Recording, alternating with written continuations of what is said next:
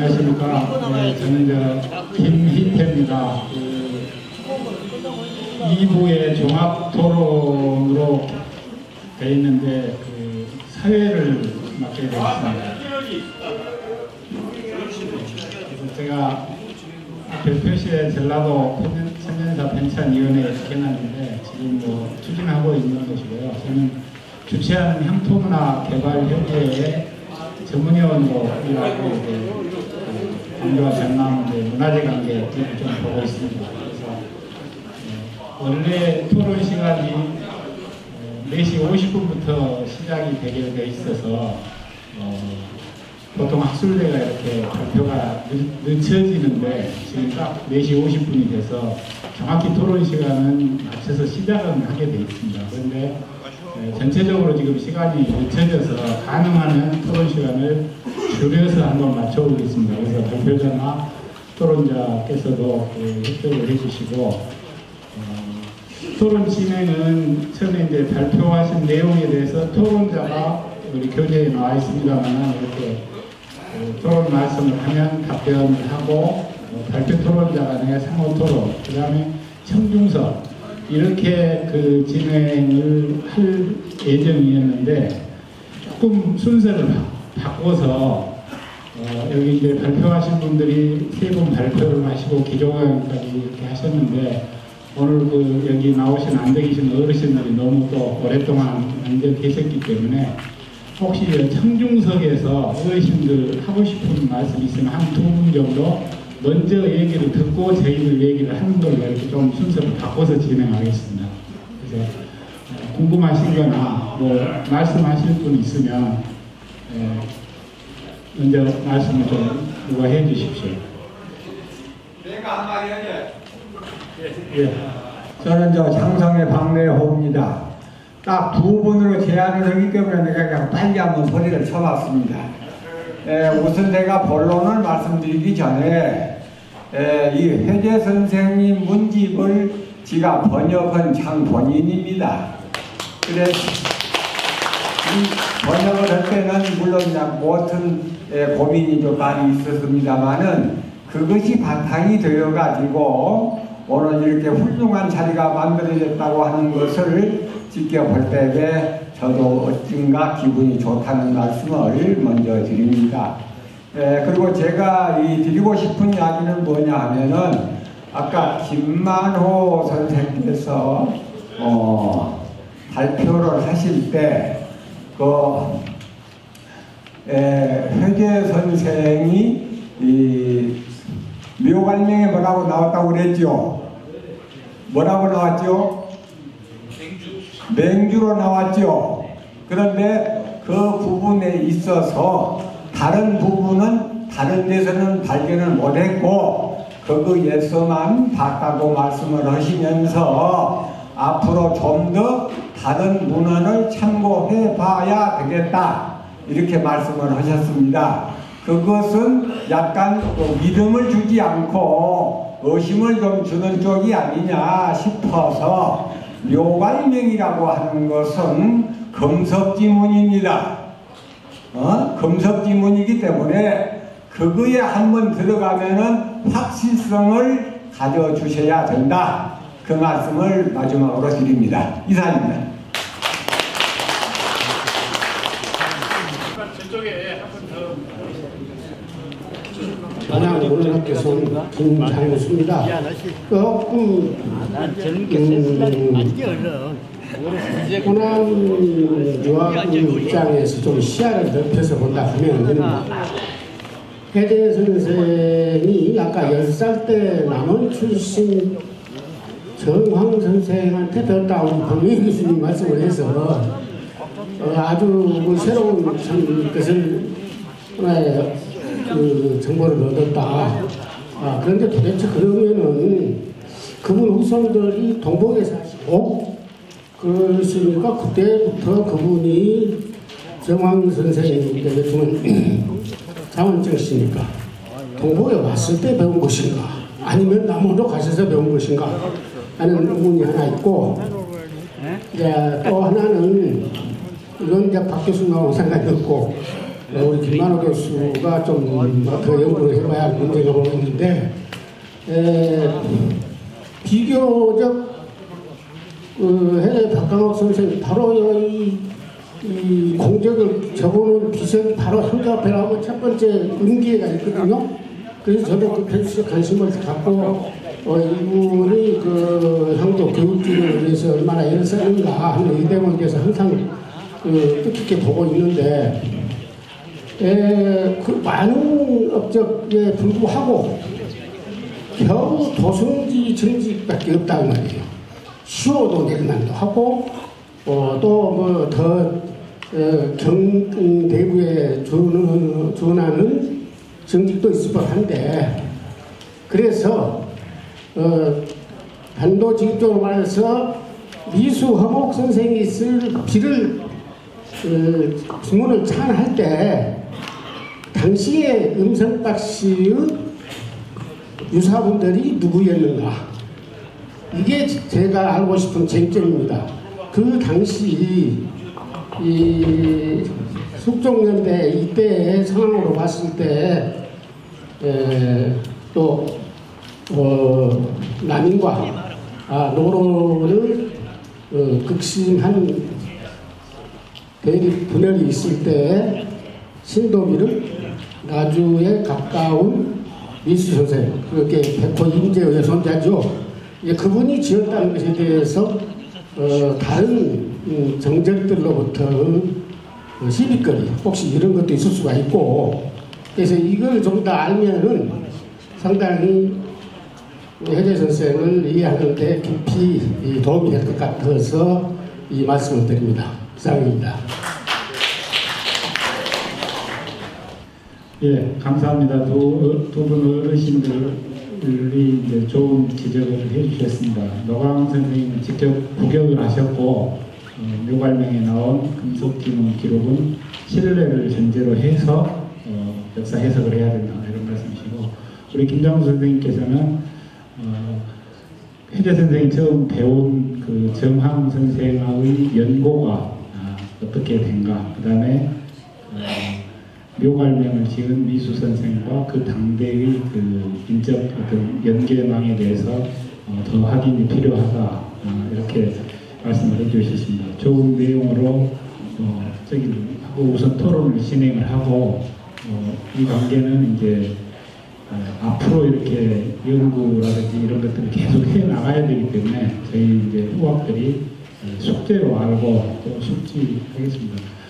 제일 처음에 혜재 박강옥 선생의 향촌 활동으로 김덕진 교수님께서 발표를 해주셨는데 이에 대해서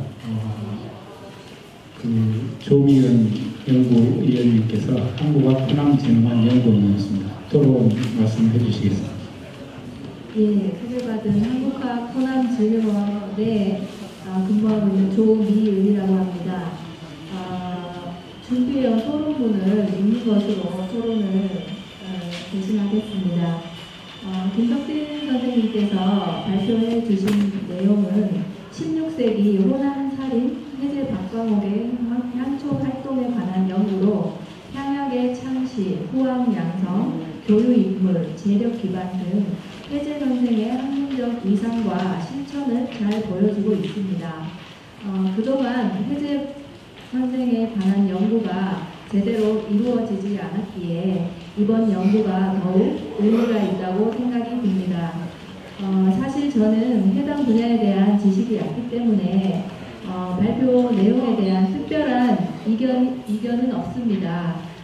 오히려 이 김덕진 선생님 발표와 다른 두 분의 발표를 통해서 오늘 공부가 많이 되었습니다. 다만 토론자의 소임을 다하고자 발표문을 읽으면서 궁금했던 점과 앞으로 혜재 선생에 관한 좀 더 심도 있고 다양한 측면에서의 연구가 이루어지기를 바라며 몇 가지 개인적인 견해를 말씀드리고자 합니다. 첫 번째는 제가 궁금했던 점인데요.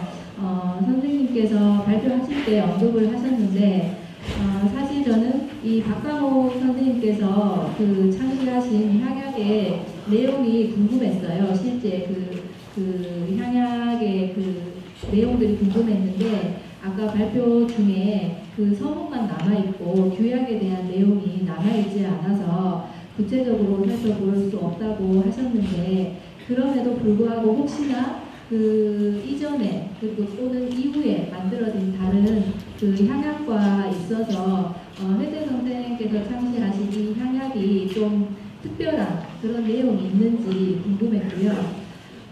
두 번째부터 마지막까지는 앞으로 이런 부분에 대해서 연구가 좀 더 이루어졌으면 하는 바람에서 말씀을 드리고자 합니다. 기존에 해제 박강옥 선생의 그 생애와 사상, 생애와 학문 등에 대한 그 연구가 있었지만 해제 박강옥 선생 집안의 광주 정착 배경과 이후 후손들의 정착 과정, 그 다음에 입양 배경과 집안 내력, 민족 사후 건립과 원형 등에 관한 구체적인 그런 연구가 좀 더 이루어졌으면 합니다.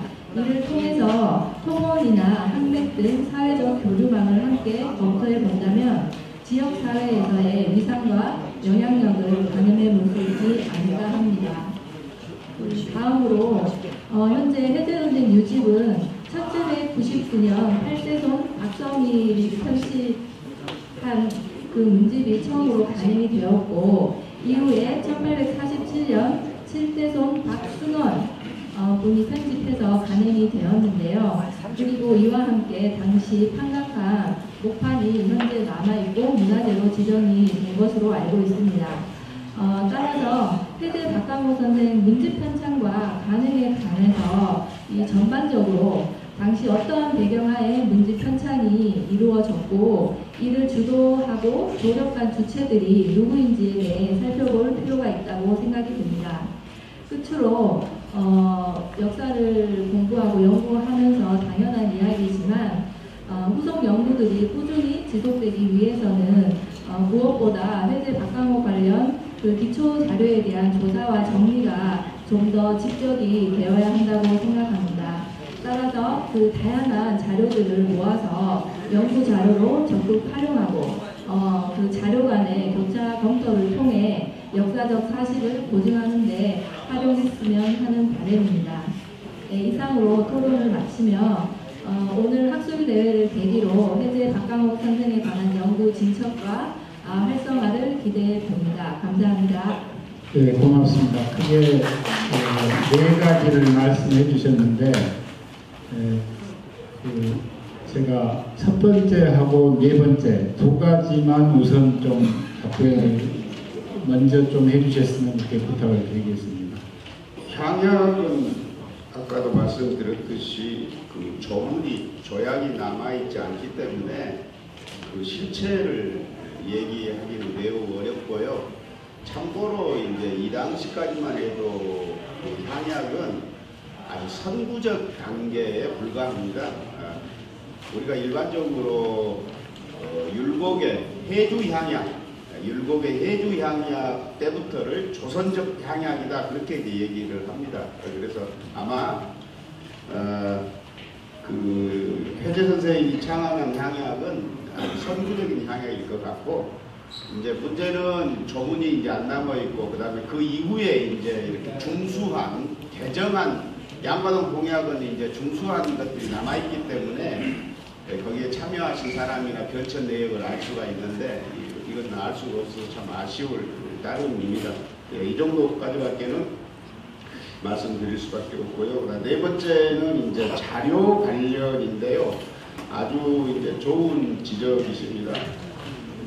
과거에는 이제 정보의 수집이 용이치 않았기 때문에 아마 이 정도 선에서 해제 유집을 만들었을 겁니다. 그런데 요즘은 이제 아무래도 미간행된 문집들을 우리가 또 더 많이 접할 수 있기 때문에 그런 것들을 쭉 우리가 훑어보면은 그 누락된 이 시 같은 거를 찾아낼 수가 있을 것 같아요. 그래서 문중에서도 나중에 우리가 그 습유라고 그러죠. 흩어져 있는 것을 모아서 부록으로 별책으로 뒤에다가 이제 집어넣는 것을 우리가 습유라고 하잖아요. 그래서 문중에서는 그 작업에 대해서 조금 관심을 기울였으면 좋겠고 참고로 그 그 해제 선생의 그 제자들, 문인들 집안에 혹여 자료가 없는지 그걸 좀 찾아봤으면 좋겠어요.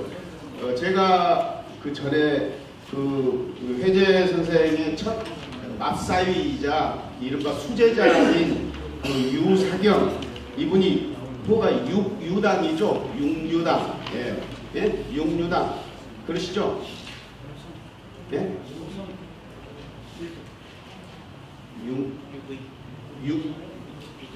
유기당. 예, 유기당. 예, 유기당이죠. 근데 그 유기당 일기가 예전에 그 이렇게 그 정유재한테 피난간 일기가 이렇게 조금 해가지고 집안에서 영인을 해서 배포한 적이 있어요. 아주 그 희소한 자료입니다. 그러니까 아마 저 유사경 그 집안에도 혹여 그런 자료가 있을란가 모르니까 여러 각도에서 이렇게 자료를 수집을 해서 조금 더 자료를 보완하면 후속 연구는 이어지지 않을까 이런 생각을 해보았습니다. 예, 이상입니다. 오늘을 계기로 해서 그런 이제 조사 연구가 더 진행돼야 되고 그것의 전제가 자료 수집이겠습니다. 그 1924년인가 나온 광주 읍지를 보니까 그 해제공 문 중에 의사화가 남아있다는 그런 기록이 있는 걸 봤습니다. 그래서 한 100여 년 전까지만 해도 그런 자료들이 있었다. 근데 이번에 이걸 준비하면서 발표하신 분들이 대체적으로 하여간 그 옛날 자료들이 그렇게 부족해서 좀 고민을 많이 하신 적이 있습니다. 그래도 앞으로 좀 자료를 저희들이 찾아봐야 될 것 같고요. 네.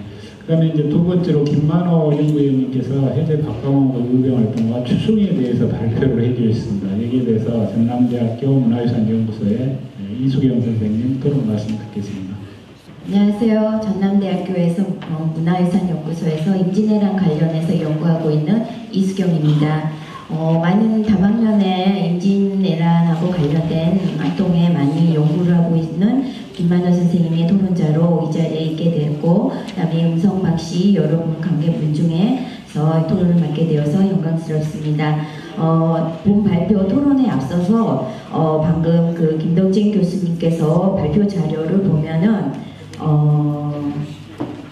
35쪽 각주 35번에 보면은 저기 그 해제 선생님 사이가 4분이 있는데 유사경 선생님께서 맞사위고 그 이하 사이 중에 4번째 사이가 나주 출신인 임협 선생님이 있습니다. 네, 나주 출신 임협, 임한, 임선 선생님은 정유재란 때 1597년 명량해전이 끝나고 10월 무렵에 목포 고화도에서 같이 함께 의진활동을 펼치면서 좀 더 나아가서 순천 외교성 활동에서 같이 활동을 합니다. 특히 이 중에서 임협 4번째 사위이신 임협 선생님께서는 초명이 임서로 족보에 있는 것을 제가 확인을 했습니다. 근데 이분은 1604년 통제사 이경준 통제사 휘하에 한 명이신 종사관으로도 활동을 한 것을 이제 제가 또 새롭게 이렇게 본 적이 있어서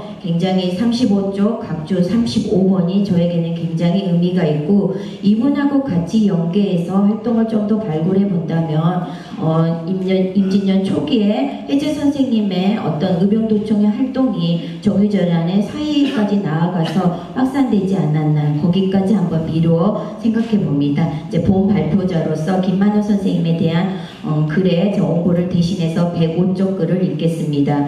본 발표는 임진왜란 초기 해제 박강옥 선생님의 의병활동을 살피고 아울러 해제 선생님에 대한 출승활동에 대해서 세부적으로 검토하고 있습니다. 의병활동에 대한 자료가 충분치 않음에도 불구하고 많은 자료를 소개해 주신 점 고맙습니다. 임진왜란이 발발해서 나주에서는 김천일 부대가 거의하고 이어 담양에서는 고경명 부대가 의병활동을 시작하면서 그 중심에 해제 선생님이 고경명 부대와 김천일 부대를 지원하는 맹주로서의 역할을 오늘 새삼스럽게 알게 되었습니다. 본 토론자 또한 임진왜란과 해제 박강옥 선생님의 의병 활동에 대하여 발표자의 의견에 공감하면서 몇 가지 궁금한 점을 말씀드립니다. 1번 항목은 발표자님께서 설명을 아주 조목조목 잘 해주셔서 넘어가겠습니다. 뒷페이지입니다. 두 번째, 용어에 관련된 질문입니다. 호남저리록에서는 해제 박강록 선생님께서 의병청 활동을 하셨다. 음성 박씨세보에서는 의병도청 활동을 하셨다라고 소개를 해주셨습니다. 네, 이에 관련해서 김만호 선생님께서는 호남저리록에서 맹주라는 단어로 이렇게 검토를 해보셨다면 저는 호남저리록에서 의병도청 또는 의병청으로 검토를 좀 해보았습니다. 이제 쭉 검토를 해보면서 몇 가지 사례가 있어서 토론문에는 없지만 좀 간단하게 읽어보겠습니다. 고종호 같은 경우에는 의사 수백 명과 곡식 70녀석을 모아서 도청으로 실어 보냈다. 김경수 장성 출신입니다. 장성 남문 밖에서 모임을 갖고 의병도청을 설치하고 서약 10조를 개시했다. 그 다음에 의곡장 기호중에게 바쳐서 그 의곡이 행제소로 옮겨졌다. 이렇게 있고요. 또 해남 나주 등지에서 식량을 모아서 배로 강화도로 옮겼다. 또는 전주 여산 등지의 곡식은 육로로 수원 안성 등지로 보냈다라고 호남저리록에 이렇게 세세 있습니다. 그다음에 김경수 항목을 좀 보면은 순창의 김재민 등과 함께 의병도청을 장성의 남문밖에 설치했고 곡식 500녀석을 모아서 영광 법성포로 보내어 의곡장 기호중에게 주어 행제소로 납부하였다. 이런 명칭도 보입니다. 이렇게 보여서 정리를 해보면 호남저리록에 많은 인물들이 올라가 있지만 의곡청 또는 의병청 또는 의공도청이 설치된 지역을 간추려본 결과 나주, 장성, 광주, 무안, 영광, 하순 이런 지역에 만들어졌고 이것 또한 지역사회에서 어떤 사회적 기반을 발판으로 해서 앞장서신 분들이 있음으로써 이 기구가 설치가 된 것으로 보입니다. 특이한 사례 같은 경우는요. 곤율과 함께 싸운 창평 출신의 박장경 같은 분은 의병청에 양향별 유사로 삼았고 나중에는 이분이 공이 많아서 군자 참봉에도 오르는 경우가 있습니다. 그래서 우리가 이렇게 좀 더 세세히 알면은 의병청이나 의병도청에 대해서 좀 알 것 같은데 제가 오늘 발표자님께 혹시 이거에 더 다른 구체적인 운영상을 알 수 있는지에 대해서 한번 여쭙겠습니다. 그리고 세 번째는요. 처형이 나옵니다. 처형이 1000여 명의 승병을 모집해서 곤율과 함께 금산의 이치전투에 참여하고 행주제첩에도 참전을 합니다. 이때 의승장 처형과 해제 선생님의 어떤 특별한 인연이 있는지 처형이 의순군을 규합하는데 어떤 해제 선생님의 역할이 있었는지에 대해서도 혹시 발표자님께서 의견이 있으신지 한번 여쭤봅니다. 이상입니다. 고맙습니다. 없습니다.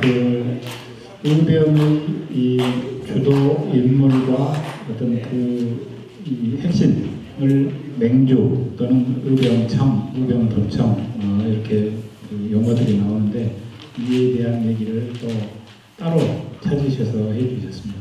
바로 말씀드리겠습니다. 이제 저도 이제 검색을 했는데 먼저 설명을 해주셔서 뭐 중복할 필요는 없을 것 같고요. 결론적으로는 의병청이든 의병도청이든 용어는 이게 좀 성격이 다른 건 아니고 같은 의병도청일 경우에도 사례에서 어떨 때는 의병청이라고 쓰고 또 어쩔 때는 의병도청이라고 쓰고 큰 차이는 없는 것 같습니다. 장성 남문창이도 기록에 따라서 의병청 혹은 의병도청이라고 하고 있고 또 박광옥 선생의 광주 의병청도 저리록에는 의병청 또 음성박씨 세보나 회제집에는 의병도청이라고 기록되어 있어서 큰 차이는 없는 것으로 이해해도 될 것 같습니다. 다만 이제 의병청이나 의병도청에서 무슨 일을 했느냐라고 하면 아마 주로 박광호 선생도 의병을 모으고 또 다른 지역으로 파견을 하고 또 병문을 또 발송을 하고 그 다음에 이제 조직을 좀 짜서 각각의 유사를 이렇게 편성을 해서 각각의 이제 역할을 맡기는 이런 종합적인 역할을 했던 곳이 아마 의병도청이 아니겠느냐 생각됩니다. 그 장성살에 보면 서약 10조를 반포했다라고 하는 거 봐서 의병들이 어떻게 이제 생활을 해야 되는지 그런 신조들도 같이 공유했던 것 같습니다. 세 번째 질문 같은 경우는 이제 처형에 관련된 부분인데요. 그 의승장 중에서 정말 기록이 없는 분이 처형입니다. 그래서 사실은 그 언제 합류했는지도 정확하지가 않습니다. 그래서 우선은 이제 기록에 따라서 다 이제 행주로 갈 때 합류했다. 또 다른 데는 뭐 이치 전투부터 같이 했다 이렇게 기록이 있는데 처형이 주인공이 된 기록이 없어서 정확하게 알 수가 없습니다. 또 처형과 박광옥의 관계에 대해서도 그걸 설명해주는 기록을 제가 찾지를 못해서 알 수는 없습니다. 다만 이제 박명희 쌤 그 시 부분을 제가 좀 찾아보니까 박광옥이 이제 그 서산에서 휴정의 제자였던 영규에게 시를 한 편 지어주더라고요. 이런 걸 보면은 이제 영규나 처형이나 다 휴정의 제자이기 때문에 그런 또 그 영규가 또 고경명과 의병 활동을 같이 했기 때문에 아마 그런 정도의 인연에 의해서 처형을 법률부대에 파견하지 않았냐라고 좀 추측할 뿐 정말 기록이 없어가지고요. 제가 더 말씀은 잘 못 드리겠습니다. 이상입니다. 네, 고맙습니다. 역시 이 자료에 대해서는 더 이렇게 찾아볼 필요가 있다. 이제 이런 내용들이고 영광 같은 경우에는 임진왜란이 일어나자 그때 그 군수가 휴가를 가니까 그쪽에 있는 분들이 그 수성을 개사를 해서 수성록이라는 책이 나와 있는데 거기에 이제 구체적으로 진명과 같은 역할 또 분담한 이런 내용들이 50몇 명인가가 이렇게 나와 있습니다. 그래서 그 조직에 대해서는 그것도 조금 참고가 될 것 같습니다. 다음으로 박명희 선생님께서 해제 박광옥의 구현실을 통한 삶의 재구성 자세히 발표를 해주셨는데 이에 대해서 조선대학교 김기림 교수님 말씀 듣겠습니다. 안녕하십니까. 방금 소개받은 조선대학교에 재직하고 있는 김기림입니다. 저도 질의지를 읽어가는 것으로 질문을 대신하도록 하겠습니다. 해제 박광옥은 임진왜란 때 이병을 일으키고 물자를 보급해서 왜군을 물리치는데 굉장히 공이 많으신 분인데요. 그 행적이 호남 저리록에 기록되면서 충렬한 인물로 회자가 많이 되고 있습니다. 이는 해제 박광옥의 의로운 행적을 온전히 드러냈다는 의의가 상당히 큽니다. 그러다 보니까 원래 이제 문인이셨는데 문인으로서의 면모가 거의 주목받지 못하는 그런 측면도 있었습니다. 지금 박 선생님의 이 글은 해제 박광옥의 이제 문인적 측면에 주목하셔서 이제 문학 세계에 접근하고자 하셨습니다. 해제 박광옥의 다양한 면모를 이제 총체적으로 살펴볼 수 있는 문을 열어주었다라는 점에서 굉장히 의의가 큰 시도라고 할 수가 있습니다. 선생님의 이러한 연구 관점에 전적으로 동의하면서 몇 가지 궁금한 점을 좀 여쭈어 보고자 합니다. 첫째, 선생님께서 문집 소재 작품 배열의 시대순이라는 점을 발견하고 그것에 착안해서 회제의 삶의 모습을 이제 재구성하시고자 하셨고요. 시를 통해 삶의 미세한 모습을 이제 포착해 보시려고 하셨어요. 이러한 거는 매우 이제 참신한 접근법이라고 할 수 있습니다. 그러면서 영보 행장에서 보기 어려운 점을 짚어내시고자 이렇게 시도를 하셨는데, 그렇다면 실제 시 작품을 통해서 영보나 행장에서 전혀 드러나지 않았던 의미 있는 새로운 점은 과연 무엇이었을까? 그게 굉장히 궁금했습니다. 오늘 발표를 이제 들으면서 저 연세에 저 시를 지으셨구나, 이렇게 발표를 해주시는 듯한 느낌이 들어서 이게 더 궁금했습니다. 시를 통해 삶을 재구성한다면 영보나 행장 말고 또 어떤 새로운 점이 드러났는지, 그리고 그 새로운 행적이나 새로운 것들이 어떤 의미를 갖고 있는지, 이런 거에 대해서 좀 보충 설명을 좀 해주시면 좋지 않을까 이런 생각이 좀 듭니다. 그다음에 이제 두 번째 결론에서 만시가 박광옥의 이제 특장이다 이렇게 말씀하시면서 그 이제 논거로 남들이 좀 만시를 지어주세요 뭐 이런 부탁을 많이 받았다고 하셨는데 다른 사람의 문집을 보면 대작이라는 표현이 많이 나오거든요. 그것과 이것이 무슨 차이가 있을까 이런 생각도 들고요. 그 다음에 만시가 많다고 그러셨는데 수집할 때 가장 수집하기 좋은 자료가 만시가 아닐까 싶어요. 그러니까 다른 집안으로 가면서 문집을 만들 때 그 집안에 가서 그거를 달라고 할 때 그거는 자기 선조의 만시이기 때문에 굉장히 잘 보관하고 계시거든요. 그러니까 그런 면에서 남아있는 자료가 만시가 많아서 문집에 많은 건지 시중에서 아니면 원래 만시를 너무 잘 지으셔서 이 지역 모든 분들이 그분께 만시를 지어달라고 해서 그런 건지 이런 것들은 좀 면밀하게 살펴주시면 어떨까 이렇게 생각을 합니다. 실제 만시 자체는 조선시대 사대부 문의들이 굉장히 많이 지었던 시이기 때문에요. 이것이 박광옥의 특장이다라고 말하기에는 좀 더 세심한 고찰이 필요하지 않을까 싶습니다. 그 다음에 이제 박광옥은 다양한 층의 사람들과 교류하였다 이렇게 말씀하셨는데요. 여기서 다양한 층의 그 인맥이라는 게 구체적으로 어떤 건지 굉장히 궁금했습니다. 그래서 이런 것도 조금 좀 연구하시면서 발견하신 게 있으면 좀 말씀해 주셨으면 좋겠고요. 그 다음에 네 번째는 아주 그 작은 문제이긴 한데 제가 궁금해서 좀 여쭤봅니다.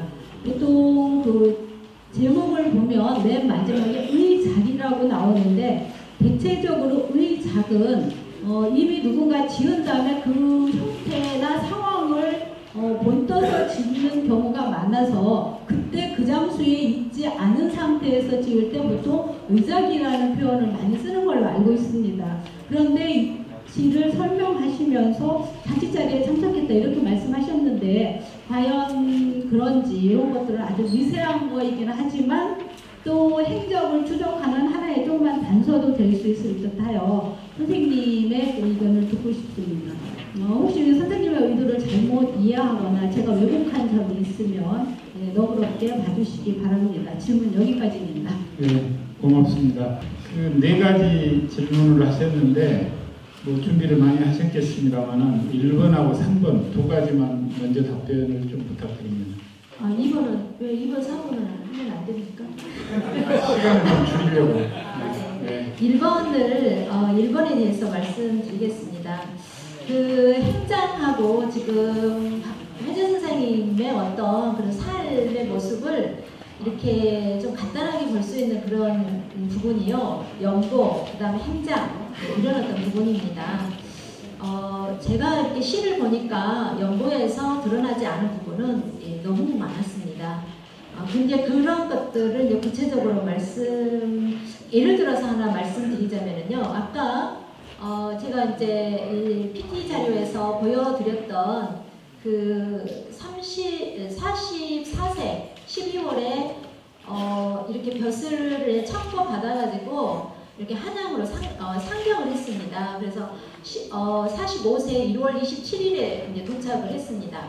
그래서 도착하고 나서 그 지은 어떤 작품이 이제 아까 제가 이제 보여드린 작품인데요. 그래서 거기에서 구려 옛날 집 이런 어떤 부분이 있습니다. 근데 연보라든가 행장 어떤 부분도 사실은 그 서울의 이제 어떤 그런 행적이라든가 이런 서울의 어떤 예를 들어서 뭐 옛날 집이 있다 이런 어떤 말은 전혀 없습니다. 그래서 저도 이 시 작품을 보면서 서울에도 집이 있었구나. 근데 서울에 어떻게 해서 집이 생겼지라고 있게 됐을까라고 하는 것을 좀 제가 이렇게 작품을 보면서 굉장히 의문을 좀 가졌었거든요. 근데 그 의문이 풀렸습니다. 아까 그 끝나고 나서 후손 되신 분께서 아버지가 사회공 벼슬을 하셨기 때문에 박권이라고 하는 분이시죠. 이분이 서울에서 벼슬을 하시면서 이 사직동에 이제 거처가 이제 거기에 있었을 걸로 그렇게 이제 말씀을 하시더라고요. 그리고 이 적보에도 나온다고 그렇게 이야기를 하시더라고요. 그래서 그런 부분들은 정말 그 연보라든가 이런 세세한 내용이 사실은 없거든요. 그래서 앞으로 이 작품을 통해서 보면은 이 회재 선생의 어떤 행적이 좀 더 드러나지 않을까. 그래서 제가 생각했을 때는 회재 선생의 어떤 그런 행적은 연보만으로는 좀 부족하다. 시라든가 이런 것들을 통해서 좀 더 많이 보충을 해서 예를 들어서 회재 선생의 어떤 그 일대기를 이렇게 다시 기록을 한다면은 시작품을 반드시 봐야 되지 않겠는가. 그래서 그런 어떤 의의가 있다라고 생각을 합니다. 그 다음에 세 번째, 다양한 어떤 층위에 대해서 이 부분을 제가 서술을 할 때 사실은 이 원고 좀 마감이 돼가지고요. 굉장히 급하게 좀 솔직히 말씀드리면은 급하게 썼습니다. 그래서 그 부분을 이제 쓰면서 다양한 층이라고 말을 했는데 좀 구체적이지 좀 않아가지고 좀 많이 죄송스러웠습니다. 근데 이제 제가 이렇게 보니까 회재 선생님께서 그 44세 때 이렇게 참거가 돼가지고 한양에 올라가기 전에 향촌에서 활동을 했을 때 이렇게 또 인맥을 형성했던 거, 그리고 이 한양으로 올라가가지고 또 벼슬을 하면서 49세에 또 문과에 합격을 하고 또 운봉영감 등 이런 어떤 이 일련의 어떤 그런 관직생을 하면서 거기에서 또 맺었던 어떤 분들, 또 그 전에 어떤 그 정황, 아마 그 10살 때 어떻게 해서 이 남원에 계신 정황 이분에게 가서 공부를 배웠는지 이것에 대해서는 저도 구체적으로 잘 모르겠습니다. 그 부분은 사실은 또 기록 문제이기 때문에요. 우리가 이렇게 뭐 섣불리 이렇게 언급을 할 수 있는 그런 부분은 아닌 것 같습니다. 그래서 이런 어떤 선생님 아래에서 같이 동문 수학을 했던 어떤 분들하고 그런 관계.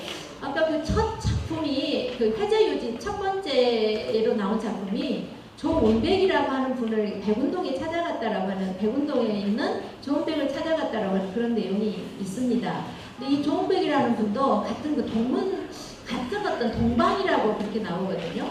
그러니까 이 같은 과거 진사시라든가 어떤 그 수업과에 같이 합격을 했던 그래서 그런 어떤 사람들하고 유대관계가 나중에까지 계속 맺어지는 걸로 그렇게 나옵니다. 그래서 역사 속에 우리가 아주 이렇게 유명한 분은 아닌데 사실은 회재집을 보면은요, 시에 보면은 많은 분들이 언급이 됩니다. 그래서 그런 분들을 이렇게 제가 다양한 층이라고 이렇게 조금 두리뭉실하게 말씀을 드려서 상당히 좀 죄송스럽게 생각을 합니다. 앞으로는 이제 그에 대한 연구도 또 진행을 해야 된다고 생각을 합니다. 네, 이상입니다. 네, 고맙습니다. 준비를 내가 다 하셨는데 제가 두 가지만 하시라고 하니까 조금 불만이 있으신 것 같은데 뭔가 조금 아쉬운 듯 아니면 남겨놓은 것도 괜찮을 것 같습니다. 그리고 저희들이 이런 이제 학술 행사를 하다 보면 성함을, 회함을 그냥 박광옥, 도경명 이렇게 막 부르는데 보통 뭐 글을 쓰거나 발표할 때는 그렇게 하게 돼 있어서 하지만 젊은 저희들도 뭔가 좀 죄송스럽기도 하고 그렇습니다. 그러니까 어르신들께서는 저희들이 박광옥 이렇게 표기를 하고 말을 하지만 어르신들께서는 뒤에 선생님이 붙었다 그렇게 좀 이해를 해주시고요. 그 다음으로는 이제 발표하고 토론하신 분들이 이렇게 지정이 아니고 서로 궁금한 것을 여쭤보는 시간을 가져보기로 이제 순서에는 그랬는데 우선 또 우리 어르신들 앉아 계셔서 오래 앉아 계시면서 또 하고 싶은 말씀도 있을 것 같아서 다시 이제 정중석으로 해서 또 한번 몇 분, 한두 분 또 말씀을 듣겠습니다. 아까 말씀 먼저 하셨는 아까 여기 발표자께서 이분이 이 만시에 대해서 아주 일각에 있으신 것 같다 이렇게 말씀하신 것 같는데 저 동양문헌학회 노병덕입니다. 제가 생각하기는 옛날 선비들은 글을 막 배우기 시작하면서부터 실었습니다. 실었어요. 그런데 그것이 내가 보기에 자기 집에 소장하고 있던 것은 유실이 되었거나 아마 그런 것 같고 남아 있는 것이 나무 문집에 있던 만시만 남은 것 같습니다. 그렇기 때문에 이분을 만시에 아주 특기가 있다 이렇게 하는 것보다는 만시만 남아 있다 대체적으로 이렇게 말씀하시는 것이 타당할 것 같습니다.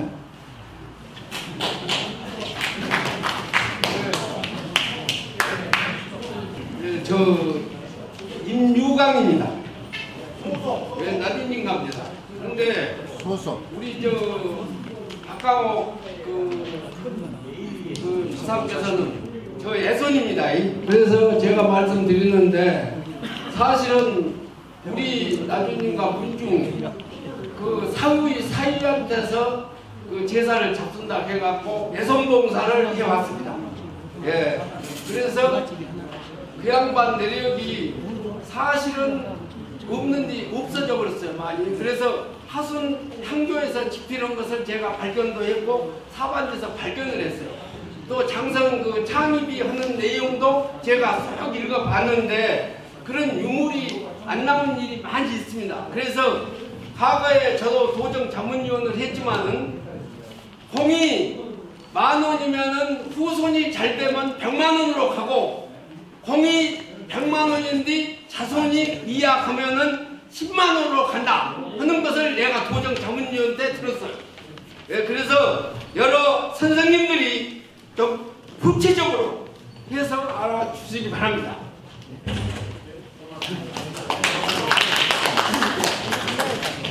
네, 두 분 어르신께서 우리 노병덕 선생님이 만시가 특징보다는 이제 자료를 더 많이 결국은 찾아야 된다는 전제하에서 만시만 남아있다 이렇게 하는 게 여쭤겠네요. 그 다음에 유광 선생님께서 여러 가지 자료를 더 찾아보자 이렇게 되십니다. 이걸 준비하면서 저도 이제 종종 어르신들하고 몇 번 얘기를 했었는데 제일 어려움이 아까 발표에서도 나왔지만은 40대에 아들 두 분이 바로 아버지보다 먼저 세상을 떠나서 부부가 이렇게 이서지지 못했다는 그런 것이 좀 더 어려움이 있었던 것 같습니다. 다른 분들이나 다른 인물에 비해서. 네, 그렇게 하시고 혹시 발표 토론자분께서 더 하실 말씀 혹시 있으시면.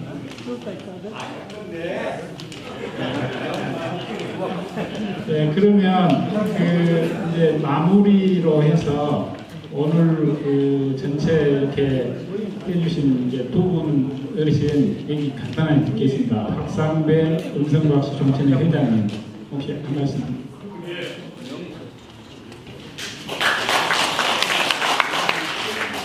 예, 오늘 뜻깊은 학술 대회를 맞이해서 너무나 많은 것을 알게 됐고 또 후손으로서 그런 자료라든지 사료를 잘 보관하지 못하고 했던 것에 대해서 참 부끄럽게 생각합니다. 앞으로 저희 문중에서는 그런 것을 발췌하고 또 발굴해내는데 온 힘을 다하겠습니다. 오늘 너무나 감사합니다. 감사합니다. 고맙습니다. 그리고 주최해 주신 이종일 형통나 개발회의 회장님 마무리 말씀입니다. 네, 오늘 늦게까지 이렇게 많이 나눠주셔서 대단히 고맙습니다. 아무튼 오늘 토론회가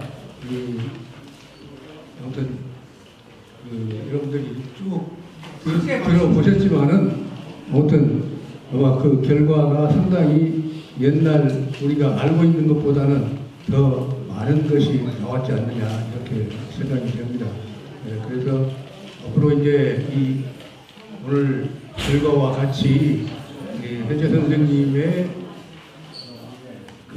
자료를 더욱더 찾아서 앞으로 더욱더 현창을 할 수 있도록 해야 되지 않을까 그렇게 생각이 듭니다. 네, 제가 알기 소관에도 시가 우리 야가동정에 가면 현재 선생 시가 있습니다. 근데 문제는 없어요. 여기 빠지지 않습니다. 그러니까 정자 같은 데 가면 그게 아마 지금도 찾을 수 있을 겁니다. 제가 지금 우리 문집에 안 들어있는 시를 야가동정에가 두 수가 있고요. 흥암정에도 한 수가 있습니다. 편판이 되어 있어요. 그런데 문집에는 없습니다. 그런 걸 찾으면은 앞으로도 많이 나오지 않을까 그런 생각이 듭니다. 고맙습니다.